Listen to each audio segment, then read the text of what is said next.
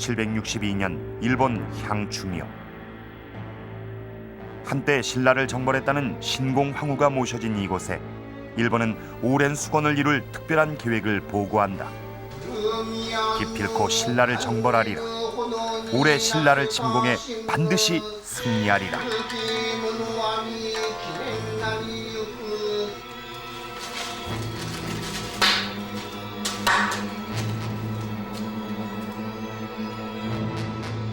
(762년) 일본은 신라를 침공할 야심찬 계획을 세우고 있었다. 그 전쟁의 야욕을 누가 막을 수 있을 것인가?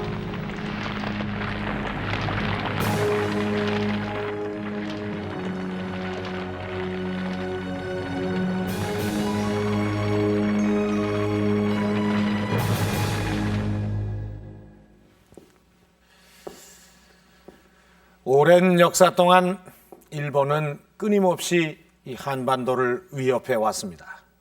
그 결과 7년간의 임진왜란이 일어났고 일제 침략으로 한때 대한민국의 주권이 빼앗기기도 했죠. 그런데 그동안 우리에게 잘 알려지지 않았던 또 한 번의 침략 계획이 있었다고 합니다. 바로 신라가 삼국을 통일한 지 90여 년이 지났을 때인 762년, 일본은 향추묘라는 신전에 신라 정보를 보고하며 신라를 침략할 그런 계획을 세웁니다. 그런데 그해 우리 역사상 전쟁은 일어나지 않았습니다. 바로 발해가 일본의 신라 침공을 무산시켰다고 하는데, 자, 그렇다면 당시에 신라 일본 발해에는 어떤 일들이 있었던 것일까? 오늘 역사 스페셜에서는 그 내막을 알아보도록 하겠습니다. 그럼 일본은 어떤 침략 계획을 꾸미고 있었는지 당시 일본의 움직임부터 살펴보도록 하겠습니다. 일본 규슈의 후쿠오카시. 우리나라 부산과 자매도시를 맺을 만큼 한반도 남해와 가까이 있는 도시다. 그런데 이 도시의 서쪽 외곽 지역에 8세기의 중요한 유적이 하나 남아있다. 후쿠오카와 이웃 도시인 마에바라시에 걸쳐있는 오래된 성터.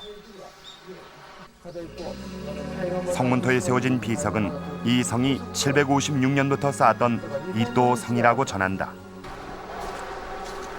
이또 성은 다양한 축성법으로 만들어진 성이다. 먼저 지형지물을 이용할 수 있는 부분들은 그대로 산을 깎고, 지반이 약한 곳들은 돌을 사용했다. 그리고 평지나 산세가 낮은 지대는 흙을 다져 겹겹이 쌓아 올렸다. 土塁から城の外側ですね、外側に約15メーターぐらいの溝が堀ですね、水の堀があったということが今確認しています。深さがだいたい2メーターから3メーター。深さ、土塁はですね、山全体を覆ってます。で、復元するとだいたい10メーターの高さになります。で、それがですね、山だけじゃなくて平野もこう覆い隠していくんですね。 10m의 높이로 산 전체를 둘러싸고 있는 이또 성. 8세기 현해탄과 접해 있는 후쿠오카 서부에 이 성을 쌓았던 특별한 이유라도 있었을까? 糸城の北側なんですけども、そこにですね、須千寺という地名が残っています。これはですね、昔は日本主人の主に船に司、これ船の司と呼んでたんですね。で、船の司というのはその軍船を集める場所なんですよ。だから隣にすぐそういうお役所があるということは、まあ、臨戦態勢にも対応できるというですね、お城でもあったということはですね、言えると思います。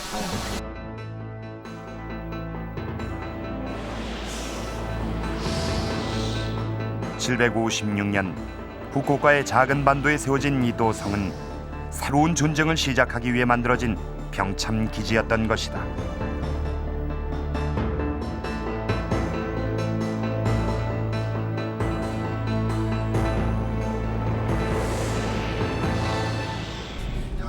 그런데 6년 전 이또 성에서 4km 떨어진 곳에서 또 하나의 이상한 유적이 발견됐다. 발견 당시 일본 학계를 떠들썩하게 만들었던 모토오카 쿠와바라 유적 발굴 현장. 규슈 최초의 제철 유적이 발견된 것이다. 발굴 현장 곳곳엔 고대의 철을 만들었던 흔적들이 확인된다. 사철을 녹여 철과 불순물을 분리하던 용광로들. 고대 이곳은 철을 대량으로 만들어내던 제철 공장이었다. 이도성 가까이에서 발견된 제철 유적.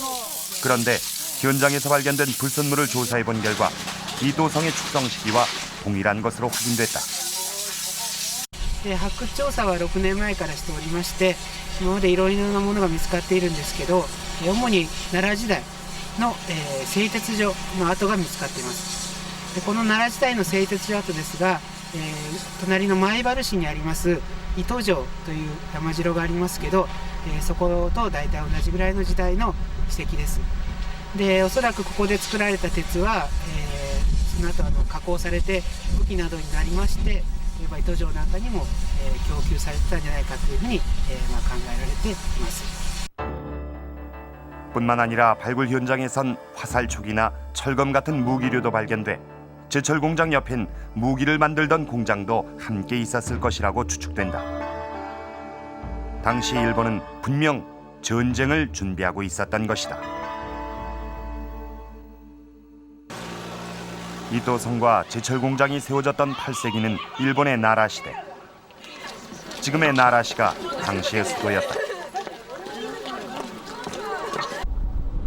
나라 시대에 일본은 중국 당나라의 수도인 장안을 본떠 평성경이란 계획도시를 건설했다.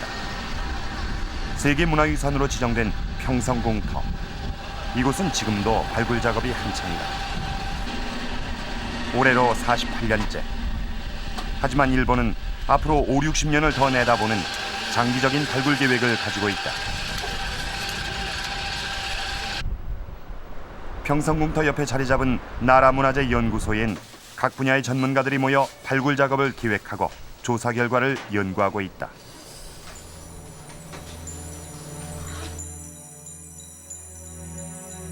발굴 현장에서 발견된 출토품은 아무리 작고 사소한 것이라도 그냥 버려지지 않는다.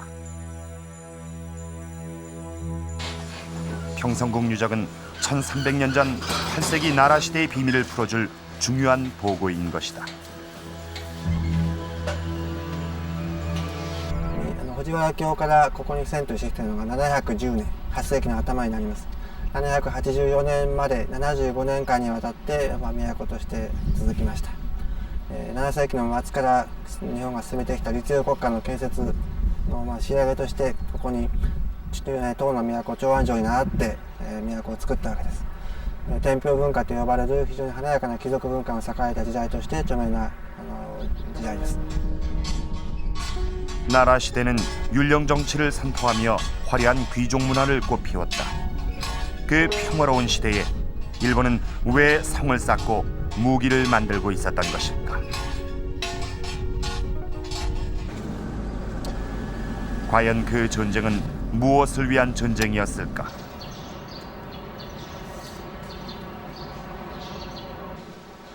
(8세기) 중반의 나라 시대. 일본에선 무슨 일들이 일어나고 있었는지 당시의 사료들에서 그 단서를 찾아보기로 했다.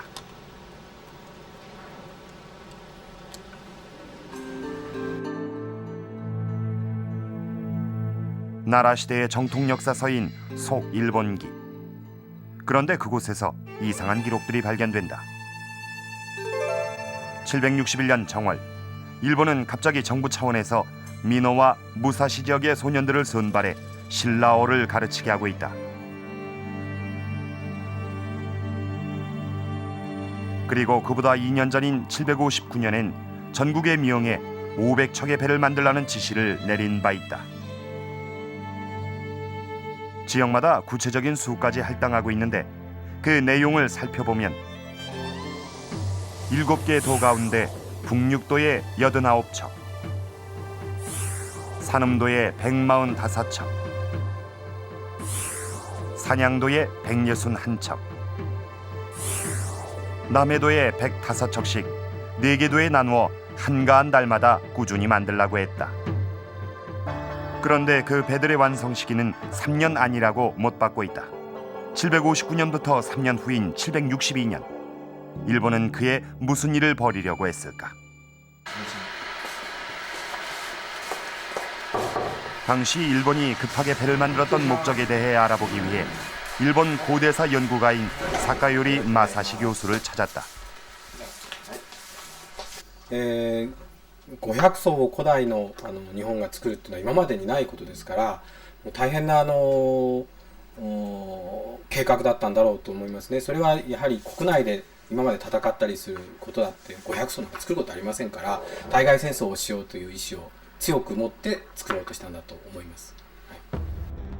사카요리 교수의 말대로 그 무렵 속일본기엔 일본이 전쟁 세부 계획안까지 만들었다는 내용이 확인된다.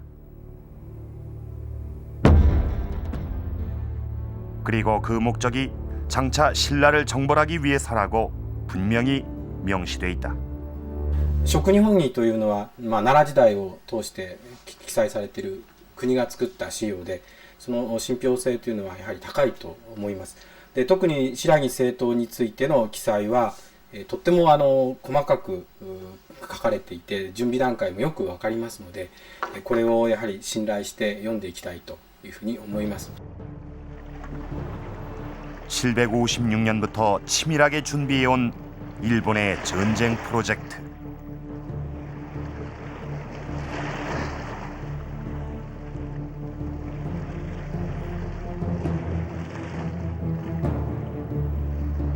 그것은 신라를 정벌하기 위한 일본의 야심찬 계획이었다.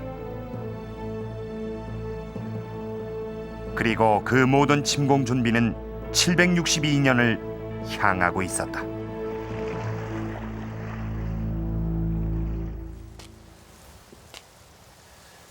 이곳은 지금의 일본 후쿠오카에 남아있는 이토성의 성벽 위입니다.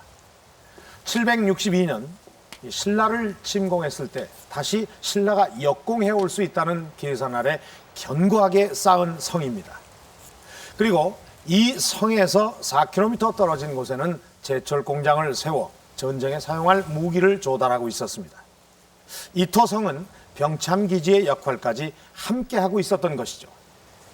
그뿐만이 아니라 일본은 전국의 명예 500척의 배를 만들도록 하고 또 소년들에게는 신라어를 배우도록 준비를 했습니다. 이 모든 사업들이 762년 신라를 침공하기 위해 준비했던 프로젝트들이었습니다. 그런데 이 한 가지 의문이 드는군요. 그해 일본은 왜 신라를 침공하려고 했던 걸까요? 자, 지금 보시는 이것은 일본의 역사서인 속일본기라는 사료입니다. 천평보자 3년, 그러니까 759년이 되는데 그 해에 이런 기록이 하나 있습니다. 어향추묘 주응벌 신라지장. 그러니까 향추묘의 신라를 정벌할 계획을 아뢰었다. 도대체 향추묘가 어떤 곳이기에 신라를 정벌할 것이라는 그런 계획을 이곳에 보고했다는 걸까요? 자, 일본이 신라를 침공하려던 이유와 어떤 관련이 있는 걸까요? 속일본기에서 향추묘라 부르는 곳은 후쿠오카에 남아있는 오래된 신사 향추궁을 가리킨다. 이곳은 3세기의 전설적 영웅이었던 신공황후가 모셔진 신사다.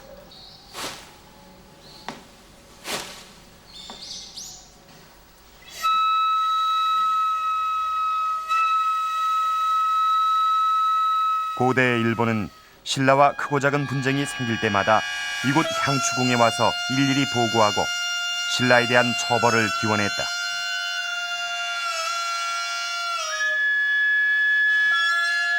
남장을 하고 신라를 정벌했다는 신공황후의 전설을 역사의 진실로 믿어왔기 때문이었다. 신공황후가 병선을 이끌고 신라로 건너가자 겁먹은 신라왕이 싸우지도 않고 투항해왔다는 전설. 신라에 대한 일본의 적개심과 신라 정벌이란 오랜 수건이 만든 이야기는 아닐까. 하지만 이 전설은 역사적인 사실처럼 일본서기에 기록돼 있다. お即位された年から数えて 향추궁의 앞들에 보존돼 있는 한 그루의 나무에도 신공황후의 전설이 내려온다. 신공황후가 신라를 정벌하고 돌아와 이곳에 지팡이를 꽂자 가지가 자라고 뿌리가 생겨나 지금의 우람한 나무가 됐다는 것이다. そしてね、白木に渡ったところがね、白木だけでなくってね、百済からも、それから高栗からも、お使いの方が見えてね、よろしく、よくいらっしゃいましたと。それまでは日本の国は小さな島国だったでしょ。大陸というのは交通なかったわけです。初めて国交を開けたわけです。大きな歴史的なね、大きな仕事だったわけですね。 오랫동안 신라 정벌을 꿈꿔왔던 일본인들에게 신공황후는 전설로 남아 수건을 이룬 영웅이었던 것이다. それは伝承として大事にしたという面と歴史的な事実と見ていたかという面はまたちょっとずれるがあるかもしれません。ただしこれが正しい歴史だということで、まあ、いわば国定の歴史書であったということは間違いないわけですね。 후쿠오카에서 차로 30분 거리에 있는 다자이 후시. 이곳엔 신라에 대한 일본의 적대감을 말해주는 또 하나의 유적이 남아있다. 665년에 세워진 일본 최초의 산성인 오노성. 오노성은 산의 능선을 따라 세워진 일본 최초의 산성이다. 석축과 토로를 쌓고 침입이 용이한 계곡엔 석단을 쌓는 기술. 이 축성법은 이전의 일본 성에선 볼 수 없었던 백제만의 기술이다. 当時665年、東白木の連合軍を恐れて、百済日本は撤退するわけですけども、その時に、大野城が築かれるわけです。その時に何と言いましょうか、全体に8キロにわたって、土塁、そして、谷部のところには石塁というものを築きます。一つ東白木の連合軍をやはり恐れてたためにやはりそういう石塁を設けたんだろうというふうに言われております。 오노성을 시작으로 일본 전역엔 모두 11개의 백제식 산성들이 잇따라 세워졌다. 그것은 663년 한 전투에서 생긴 신라에 대한 앙금 때문이었다. 한반도 금강하구의 백촌강. 663년 나당연합군에게 함락당한 백제가 일본과 손을 잡고 백촌강에서 마지막 재기를 도모했다. 백촌강 전투에 참가한 일본군은 모두 2만 7천여 명. 하지만 일본군은 나당연합군에게 무참하게 패하고 신라에 대한 깊은 원한만 가지고 돌아왔다. 663년에 백촌강 싸움에서 일본과 신라가 적대 관계에 들어갔다가 668년에 고구려 멸망을 앞두고 두 나라가 일시 손을 잡습니다. 그러나 고구려가 멸망된 뒤에 동아시아 전체의 어떤 구도가 확정되면서부터는 신라와 일본이 서로 긴장 관계에 들어가게 되는 겁니다. 백촌강 전투에서 패한 직후 일본은 다자이후라는 지방관청을 설치했다. 다자이후는 신라와 당나라 등의 외국 사신들이 입국할 때 외교 절차를 거치던 곳이다.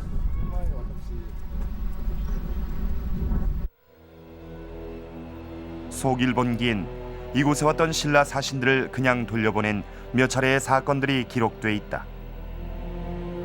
사신을 돌려보낸 이유에 대해서 일본은 신라가 말에 믿음이 없고 예의가 없기 때문이라고 말한다. 특히 8세기 신라와 일본 사이의 외교 마찰 문제는 극대화되고 있었다. 신라로 간 일본 사신들도 오만하고 무리하다는 이유로 왕을 보지 못하고 돌아오기가 수차례. 서로 쫓아내는 외교 분쟁이 끊임없이 불거졌다. 일본 고대의 한 시문집인 경국집. 신라에 대한 당시 일본의 극단적인 감정이 담겨 있다. 757년 11월에 시행됐던 관리 임용 시험 문제. 요즘 신라가 버릇이 없다. 날뛰는 고래와 멧돼지를 잡듯이 신라를 잡으려고 하는데 싸우지 않고 신라를 굴복시킬 수 있는 방법을 논하라고 돼 있다. 당시 일본에는 중국으로부터 수입하고 편찬한 율령이라고 하는 법적, 이데올로기적 토대가 있었고, 이에 대한 지식을 바탕으로 해서 신라에 대해서도 번국이라고 하는 개념을 사용하고 있었습니다. 신라 사절에 대해서도 번국으로서의 예의를 갖다 요구했죠. 신라 사절들은 이에 대해서 때로는 난 잘 모르겠다, 알 바 아니다 라고 하기도 하고, 또 때로는 일본 측이 요구하는 그 요구에 맞춰주면서 사업과 같은 소기의 목적을 달성했던 것이 아닌가라고 생각됩니다. 어쨌든 일본 조정은 신라에 대해서 번이라는 개념을 사용하였고, 또 신라를 조공국이라고 주장했다는 것은 일본 조정에게 있어 신라는 잠재적인 어떤 극복 내지 경계의 대상이었고, 이것이 때로는 적대적인 감정으로 표출된 것이 아닌가라고 생각됩니다. 신공 황후의 전설이 내려올 만큼 신라 정벌에 대한 오랜 수건을 가져온 일본. 백촌강 전투와 외교 마찰을 겪으며 762년 마침내 신라를 침략할 계획을 세우게 된다.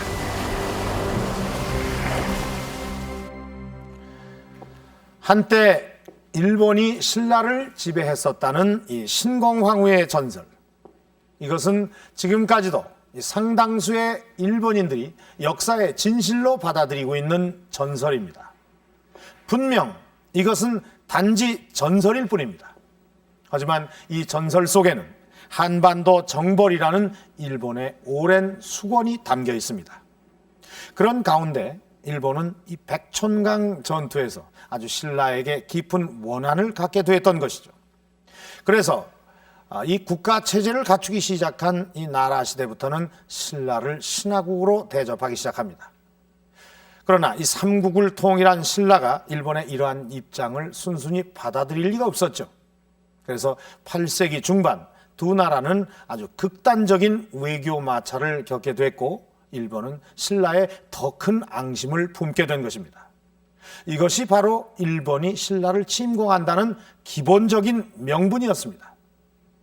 하지만 일본이 762년을 침공 원년으로 삼은 데는 아주 중요한 두 가지의 이유가 더 있습니다. 당시 이 신라와 우호적인 관계에 있었던 이 당에서는 이 안사의 난으로 아주 심각한 정치적 혼란을 겪고 있었습니다. 무려 10년 동안 계속된 난으로 이 당은 국제정세에 눈을 돌릴 틈이 없었죠. 바로 이때 신라를 공격한다면 신라의 우방국이던 이 당나라도 돕지 못할 거라는 일본 나름대로의 계산이 있었던 겁니다. 그리고 또 한 가지, 일본이 신라를 침공해야 했던 내부적인 원인도 있었는데요. 바로 일본 정계를 흔들던 한 인물의 야망 때문이었습니다.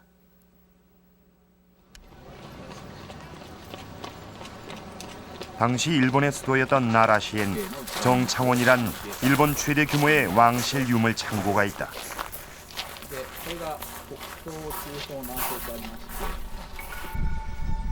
이곳엔 역대 천황들이 소장하고 있던 만여 점의 유물들을 보관하고 있는데, 그중엔 한반도와 중국 대륙에서 건너온 외국의 귀중한 유물들도 상당수 포함되어 있다. 정창호는 1년에 100점씩 단 일주일 동안만 일본 황실의 유물을 세상에 공개한다. 취재진은 정창원의 도록을 살피던 중 특이한 목록을 하나 발견했다. 나라시대 황실의 유물을 정창원에 처음으로 수납할 때 모든 수장품을 일일이 기록해 놓은 목록이다. 그런데 그 목록의 끝에 당시 최고 책임자의 사인이 남아있다. 바로 후지와라 나카마로란 인물이다. 国家的な大プロジェクトの責任者として藤原中丸が名前を連ねているということが分かると思います。 당시 내상의 자리에 앉아있던 후지와라 나카마로는 일본 조정의 병권을 쥐고 흔들 만큼 최고의 권세를 누리고 있었다. 후지와라 나카마로. 그렇다면 그는 당시 어느 정도의 권세를 떨쳤던 것일까? 평성궁터 바로 옆에 위치한 흥복사. 오직 후지와라 가문만의 번영을 위해 710년 궁궐과 함께 나란히 창건된 사찰이었다. 今でこそこのように見ていただくと観光客の方が、たくさん来られて、お参りをしております、ですが当時はそういった一般の方はこのお寺に入ることはできず、ただ藤原氏の藤原一族のためだけにあるお寺、つまり藤原氏の繁栄だけを願って建てられたお寺でした。 후지와라 나카마로의 집도 평성궁에서 1km도 채 떨어지지 않은 곳에 위치해 있었다. 나카마로의 집터가 발견된 것은 20년 전. 거대한 규모의 집터를 발굴조사하며 일본학계는 이곳이 나카마로의 집터였다고 확신했다. 궁궐이나 사찰에서만 사용되던 거대한 주춧돌을 사택에 쓸 수 있었던 인물은 나카마로뿐이었던 것이다. 당시 발굴 현장에서 출토된 유물들은 후지와라 나카마로의 위세가 어느 정도였는지를 짐작케 한다.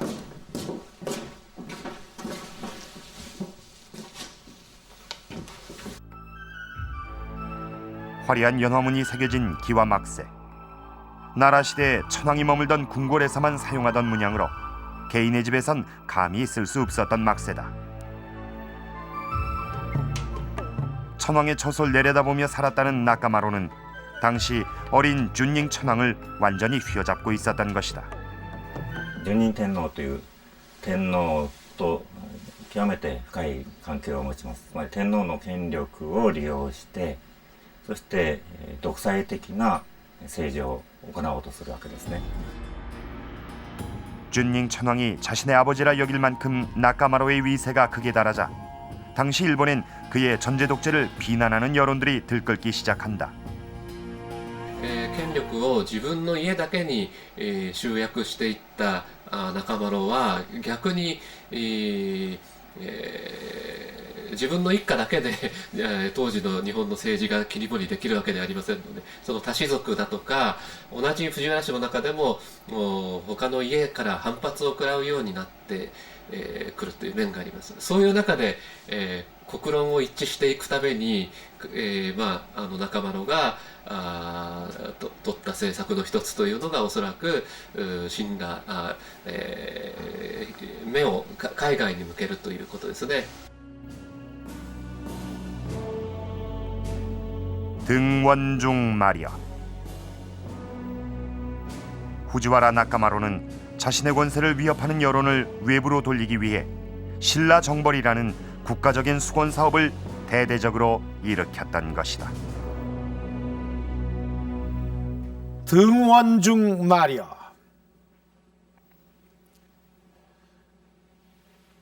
일본식 이름으로는 후지와라 나카마로. 그는 당시 일본 조정을 뒤흔들던 실세 인물이었습니다. 하지만 그만큼 반발 세력도 무시할 수 없었죠.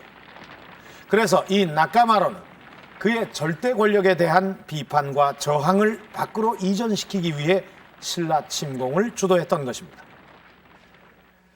그런데 이런 일본의 움직임을 신라가 전혀 눈치채지 못하고 있었을까요? 이 기록을 한번 보시죠. 764년 이 신라의 사신이 일본에 갔을 때 기록입니다.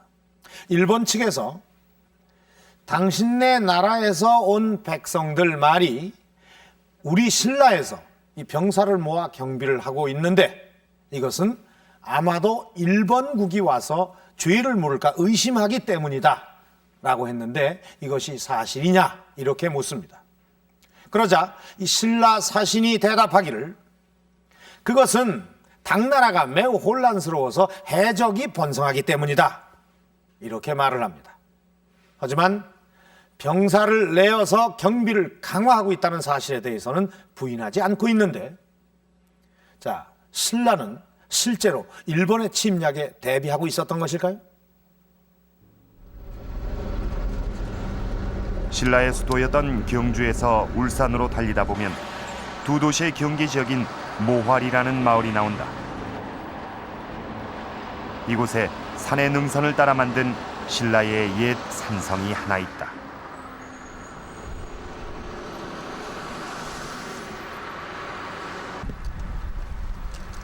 지금의 성벽은 훼손되지 않은 하부만 남겨두고 원형과 똑같이 복원해 놓은 것이다. 요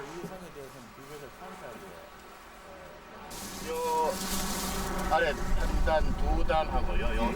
여기까지가 원래 남아있던 기초공간 요 아래쪽 성벽이고요.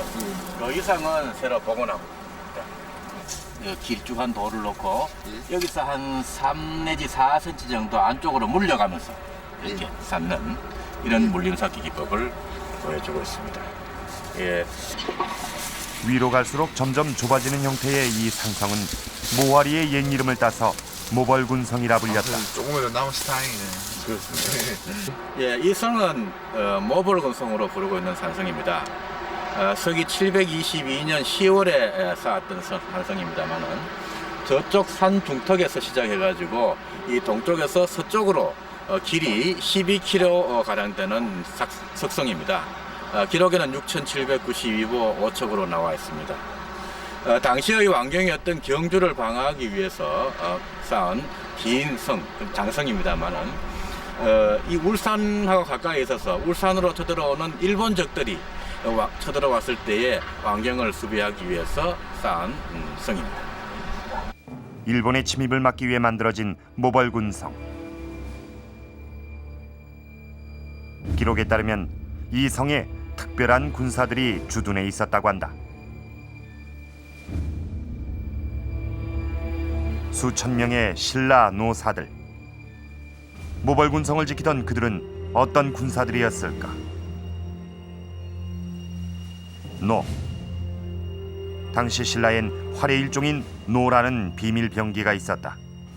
노는 삼국시대 때 중국에서 처음 들어왔지만 신라의 기술이 더해져 신라를 대표하는 무기로 발전했다. 기본적인 형태는 활의 모습이지만 그 사용법과 위력은 다르다. 일단 노는 여러 개의 화살을 한꺼번에 쏠 수 있다. 또 일반적인 활과는 달리 물레와 같은 기계의 힘을 이용해 강력한 화살을 쏘기도 한다. 화살촉도 보통의 화살촉보다 3배 이상 무겁다. 활보다 명중률이 높고 누구나 손쉽게 조작할 수 있는 신라노는 천보를 날아간다는 말이 생길 만큼 그 명성이 높았다.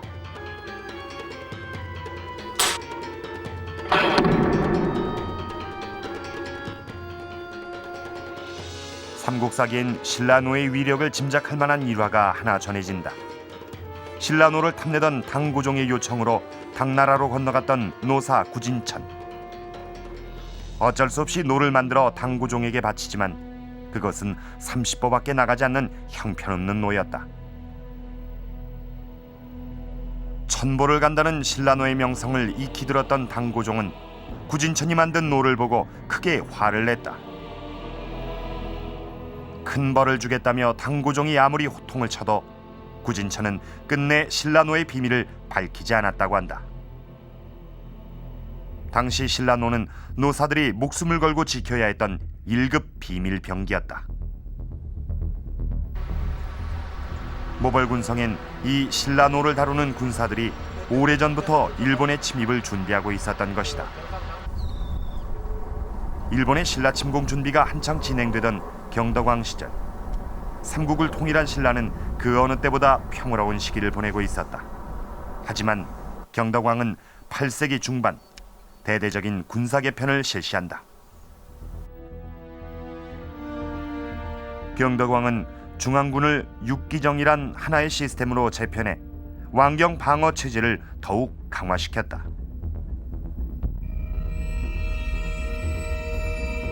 그리고 지방엔 새롭게 구주정을 설치하여 유사시에 대규모 군사를 동원할 수 있는 네트워크를 구축해놨다. 신라 경덕왕대는 신라 중대 전제왕권기에 있어서 가장 황금기에 해당이 되는 시기라고 할 수가 있겠습니다. 견해적으로 어떤 전반적인 어떤 그 국내적인 개혁을 단행했을 뿐만 아니라 일본에 대해서도 강력한 어떤 그런 신라의 그런 국력을 과시했던 그런 시기가 바로 경덕왕대라고 할 수가 있겠습니다. 그렇다면 일본의 신라 침공 준비는 어떻게 진행되고 있었을까?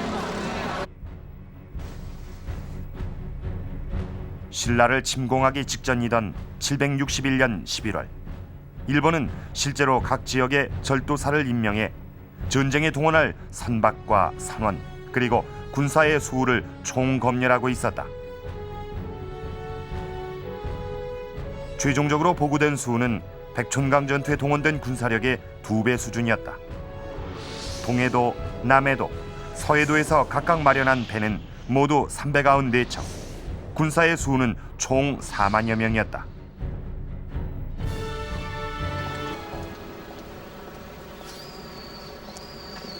그럼 그 군사력으로 신라를 침공했다면 어떤 결과가 나왔을까?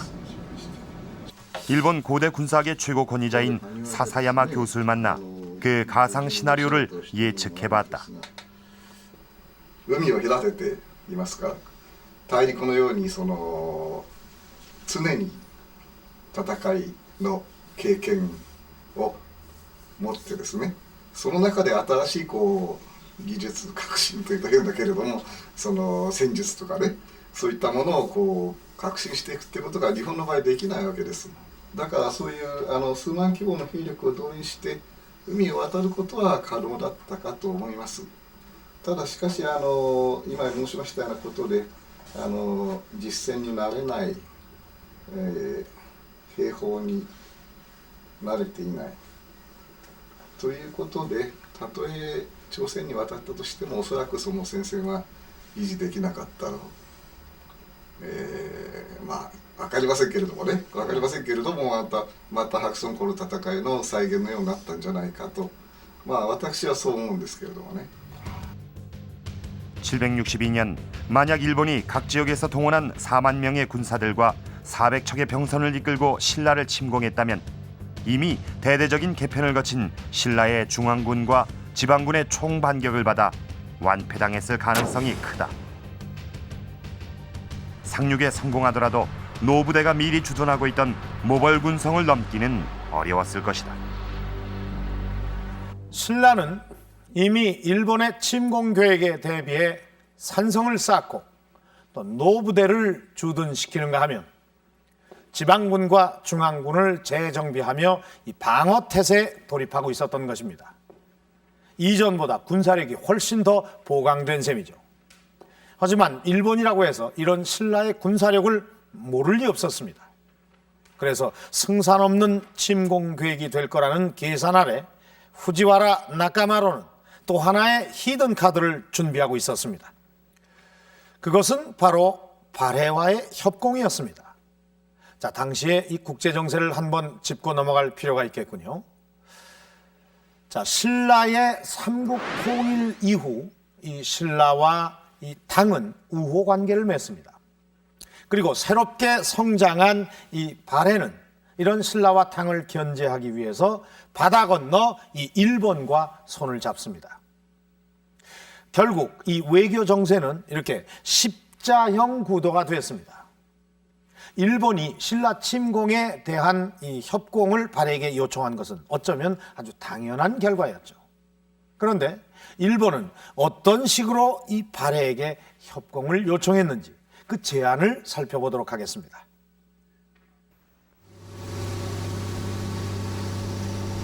우리나라 동해가 바라보이는 후쿠라 항구.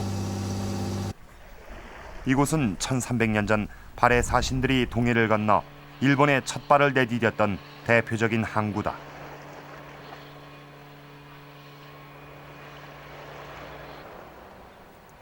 발해 사신이 처음 일본에 온 것은 727년. 건국을 알리고 일본과의 우호적인 관계를 바라는 첫 국서를 들고 발해가 먼저 일본을 찾아왔던 것이다.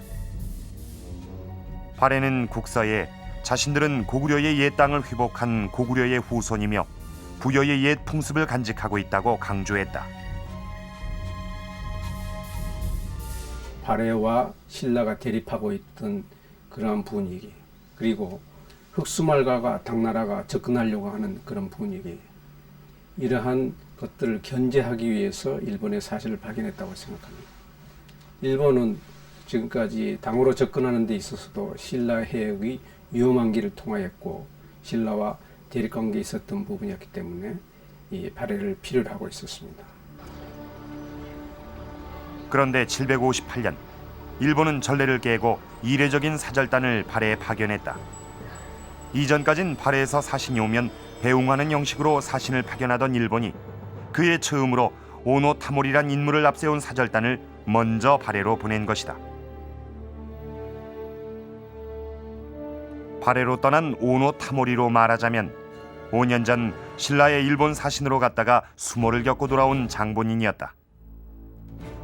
753년 오만하고 무례하다고 하여 왕을 만나지도 못했던 오노 타모리. 그가 발해 사신으로 발탁된 데엔 숨겨진 이유가 있었다. このタモリが、白木へ行って、そして白木の慶徳から、会見させてもらえなくて、追い返されるという事件がありますね。やはり国際情勢から考えて、渤海と白木はその国境で緊張状態にあったと考えられますので、そういうことから、渤海と日本が白木を南北から挟み撃ちにして、攻撃しようとした。つまり白木征討を行おうとしたのではないか、そういう相談をしたのではないかというふうに考えられているわけです。 발해에 건너갔던 오노 타모리는 특별한 손님들을 데리고 함께 귀국했다. 바로 발해의 대장군이던 양승경을 대사로 하는 발해 사절단이었다. 일본에 초청된 발해 사신 양승경은 평성경에 머물며 이전에 없었던 특별한 대우를 받았다.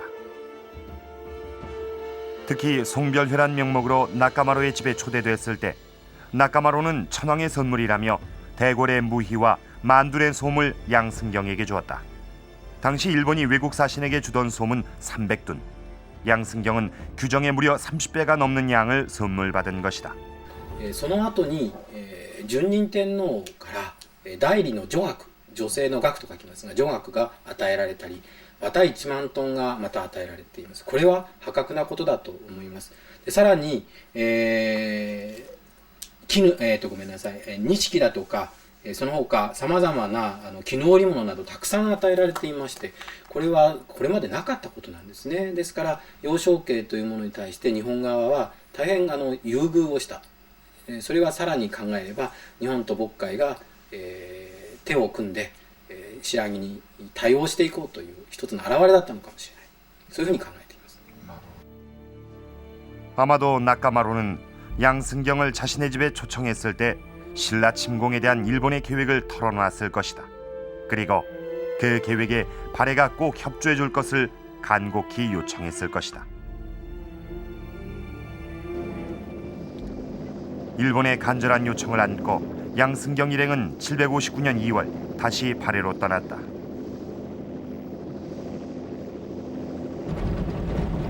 당시 발해는 고구려의 옛 영토를 회복하기 위해 수도를 지금의 영안시인 상경으로 옮긴 직후였다.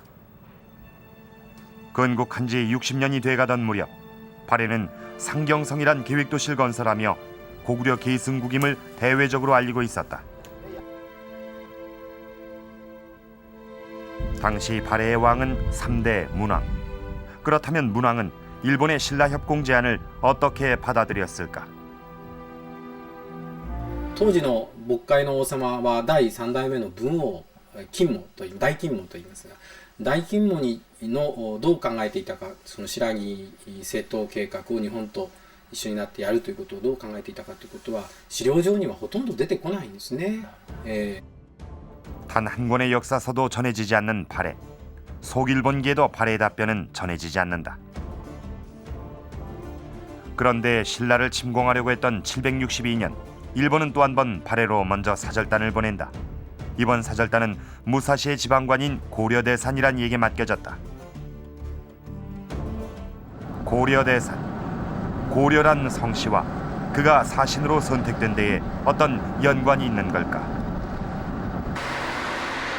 고대 무사시는 지금의 동경 근처였다. 그곳에 고려신사라는 낯익은 이름의 신사가 있다. 고구려의 사신으로 일본에 머물던 중 조국이 멸망하자 일본에 망명해버린 약광이란 이를 기리는 신사다. 오늘날 이곳은 출세와 합격을 기원하는 신사로 알려져 있지만 고려란 성씨를 얻고 일본에서 살았던 고구려 후손들의 영혼이 깃든 곳이다. 고려 신사의 제단엔 약광의 동상이 모셔져 있다. 하지만 약광의 동상은 고려 성씨를 가진 약광의 직계 후손들만 볼 수 있다고 한다. 신사의 바로 옆엔 고려 성씨 가문의 집이 있다. 취재진은 그곳에서 아직도 고려란 성씨를 쓰고 있는 마지막 후손을 만날 수 있었다.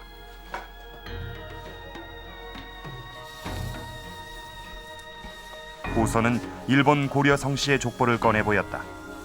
이들은 모두 1300여 년 동안 고려 성씨를 이어온 고구려 후손들이다. この土地はですね、716年、西暦716年に、当時の日本の朝廷の大和朝廷が駒軍という一つの軍を作りました。で、その駒軍を作るにあたって、今の関東地方に、いた高句麗人たちを1799名この時に移動させました。比較的駒軍の中でもあるいは高句麗系渡来人の中でもですね、地位の高い人、こういった方が駒という名前を名乗っていたわけです。 762년 발해로 떠난 고려 대사는 바로 발해와 같은 뿌리를 가진 고구려 후손이었다. 일본은 고려 대산을 통해 발해를 마지막으로 설득하려 했던 것이다. 일본과 마찬가지로 이 건국 당시 발해는 신라와 적대 관계에 있었습니다. 특히 732년 이 두 나라의 관계가 더욱더 악화되는 큰 사건이 있었습니다. 이 발해가 당의 등주에 해군을 보내 공격을 한 일이 있었습니다. 그때 이 당의 지원 요청을 받은 이 신라가 군사들을 이끌고 이 발해를 공격하러 나섰죠. 기상 상태가 나빠서 되돌아오긴 했지만 발해에게는 이 당을 도와 공격하려 한 신라가 눈에 가시처럼 보일 수밖에 없었을 겁니다. 자, 이러한 신라에 대한 발해의 적대감을 일본은 신라 침공에 이용하려 했던 것이죠.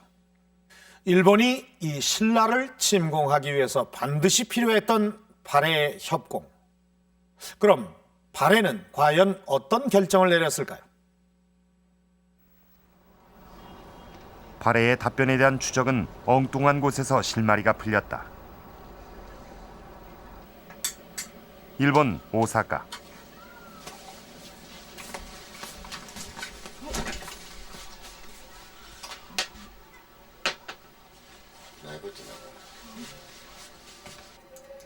전직 고등학교 역사 교사였던 우에다 다케시 씨는 은퇴한 후 발해 사신에 대해 연구해 오고 있다.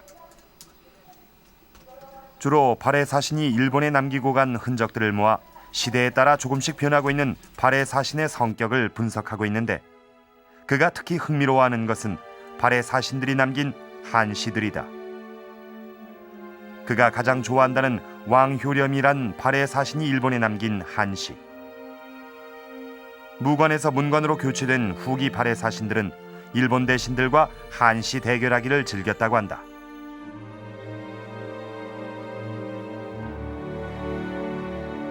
북海国が日本へ施設を派遣してきた目的というのは、ずっと最初5回まではですね、将軍という肩書きがついてて、全部武官なんですね。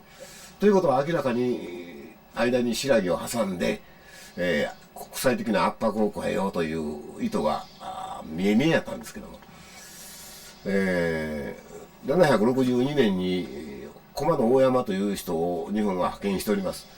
その駒の大山の船に便乗してやってきたのが第6回の渤海市の王神福という人で、この人が初めて文官の肩書きを持ってたと。で以後もう900年に至るまでですね、何回も施設が来るんですが、全部渤海国は文官の施設を派遣している。 발해 사신이 무관에서 문관으로 갑자기 변한 시기는 바로 신라 침공을 눈앞에 둔 762년 고려 대산이 발해에서 내려온 발해 사신 왕신복부터였다. 그는 정당성 좌윤이란 직책을 맡고 있던 고위직 문관이었다. 발해는 그해 왜 문관을 사신으로 파견했던 것일까? 이 변화에 주목한 한 학자가 있다. 일본 추호대학교의 이시마 사토시 교수. 그는 762년 발해 사신을 무관에서 문관으로 바꾼 조치엔 일본의 신라 협공 제안과 깊은 연관이 있다고 말한다. 그의 연구가 최근 책으로 발표되기도 했다. 日本の県牧会士である駒の大山はおそらく、いわば最速の使いとして牧会に派遣されたものというふうに思います。でその彼に同行して来日したのが王神福ということになりますが、王神福の肩書きを見ますとこれまでの武官ではなくて政道省の役人、つまり政治の中枢にいる人物であるということが注目されます。でその王神福が来日したその主な目的というのは、牧会側が日本と共同して新羅に打つことはできない、そういう事情を説明するために派遣されたものと、このように推測することができます。 문관 왕신복이 발해 사신으로 온 이후 속일본기에선 신라 침공을 준비하는 단 한 줄의 기록도 발견되지 않는다.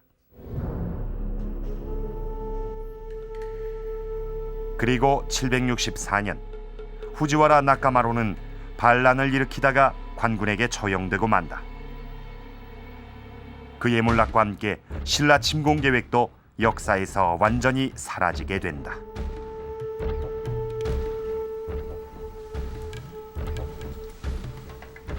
그렇다면 발해는 왜 일본의 신라 협공 제안을 거절했던 것일까?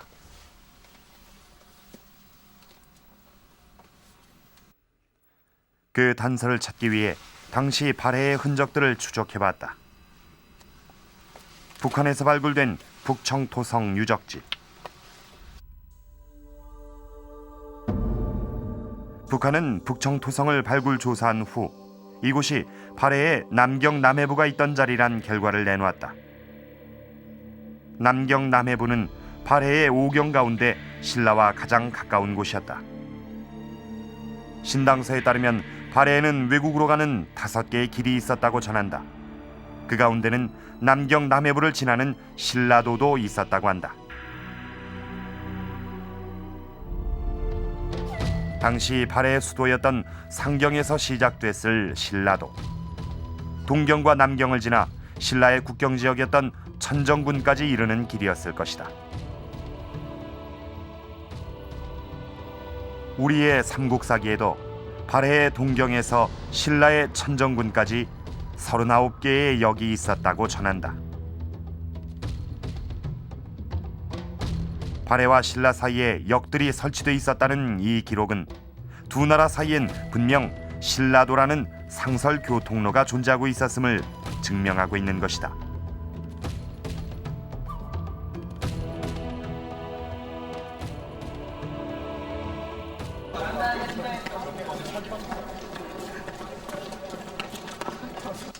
발해와 신라가 내내 대립관계만 있었다고 주장하던 기존의 학설을 깨고 송기호 교수는 신라도에 주목해 두 나라 사이에 활발한 교류가 이루어지고 있었음을 밝혀냈다. 국경선에 성을 쌓는다 하는 그런 기록은 있지만 양국 사이에 전쟁을 벌인 기록이 전혀 없습니다. 이것은 무엇을 의미하느냐? 결국 그 발해와 신라 사이에 대립적이었던 것만은 아니다. 그리고 대립적이었다면 전투를 벌인 기록들이 나와야 되는데 전혀 나오지 않습니다. 송 교수가 주목한 것은 경덕왕대 신라 국경지역인 천정군에 쌓았다는 탄항관문의 존재였다.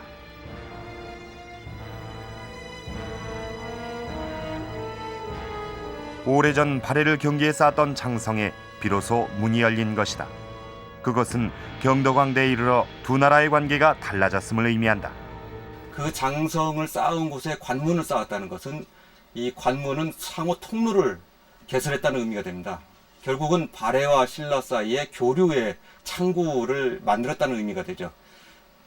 예를 든다면은 그 만리장성에 산해관이 있는데 이 산해관은 역시 만주와 중원 사이에 교류 창구 역할을 하는 것이거든요. 그런 것처럼 그 북쪽에 관문을 쌓음으로써 비로소 양국 사이의 통로를 개설한 의미가 있고 이것이 아마 신라도의 한 루트가 되겠죠. 신라도는 두 나라 국경지대에 관문이 생겼을 때 비로소 열린 교류의 길이었을 것이다.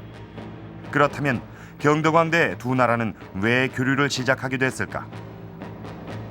8세기 중엽에 이르러서 신라하고 발해가 아주 활발한 그런 어떤 그 교류 관계가 이루어진 것 같아요. 그래서 거기에는 여러 가지 요인이 있겠지만 제일 첫째가 그 일본을 견제하기 위한 신라 입장에서는 일본의 어떤 그 침략이라던가 그런 어떤 견제를 위해서는 오히려 발해와의 어떤 협력이 필요로 했던 것 같고요. 그래서 그때 이제 신라가 발해를 이제 인식하는 것이 소위 이제 사만일통 의식에 의해서 동일민족이다라고 하는 인식을 8세기 중엽 이후에 신라인들이 가지게 된 것 같습니다. 그래서 결국 발해인들이 소위 말하는 고구려 계승 의식이라고 하는 것이 결국은 천선족으로 나타나게 됐고요. 그것이 이제 신라가 고구려를 계승한 발해와의 이제 교류라고 하는 것이 우리가 말하는 탄왕 관문으로 그렇게 귀착됐다, 그렇게 볼 수가 있겠습니다. 경덕왕대, 발해와 신라는 한민족이란 의식을 갖게 되면서 서로 손을 잡기 시작했다. 결국 일본의 야심찬 신라 침공 계획은 두 나라의 이러한 변화 속에서 거창한 청사진만 남기고 만 것이다. 762년 일본의 신라 침공은 이렇게 발해의 협공 거절로 무산되고 말았습니다.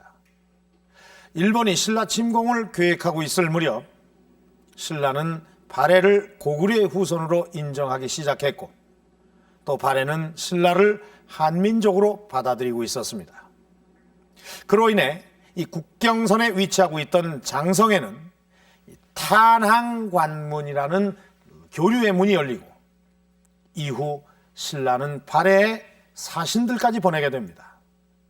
오늘 우리는 762년 일본이 신라를 침공하려고 했던 계획을 발해가 막았다는 그 숨겨진 역사를 1시간 동안 추리해 봤습니다.